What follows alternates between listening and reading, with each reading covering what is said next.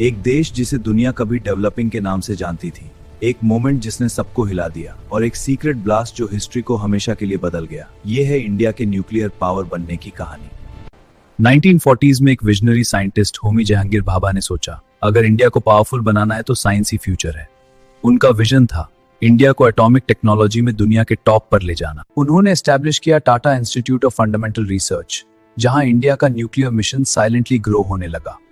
ये सिर्फ एक इंस्टीट्यूट नहीं था, ये था फ्यूचर का बेस। इंडिया के first prime minister Jawaharlal Nehru ने इस विजन को सपोर्ट दिया। उन्होंने कहा, यह सिर्फ वेपन्स के लिए नहीं बल्कि डेवलपमेंट के लिए भी है। 1954 में इंडिया का न्यूक्लियर जर्नी शुरू हुआ। उस टाइम दुनिया में कोल्ड वॉर चल रहा था और न्यूक्लियर वेपन्स पावर का सिंबल बन चुके थे। इंडिया ने समझ लिया, अगर सरवाइव करना है तो स्ट्रांग बनना पड़ेगा। टेस्ट के लिए सेलेक्ट हुआ एक रिमोट और आइसोलेटेड जगह, पोखरान, जहां दुनिया की नजर नहीं पहुंच सकती थी। यहां साइलेंटली प्रिपेयर हो रहा था एक बड़ा धमका। 18 मई 1974 पर इंडिया ने दुनिया को एक बड़ा सरप्राइज दिया, पोखरान ई। ये टेस्ट स्माइलिंग बुद्धा के नाम से जाना गया और इसके बाद India officially nuclear capable nation बन गया। दुनिया शॉक हो गई। इंडिया ने बिना किसी नोटिस के न्यूक्लियर टेस्ट कर दिया था। इसका मतलब इंडिया अब गेम का रूल चेंज कर रहा था।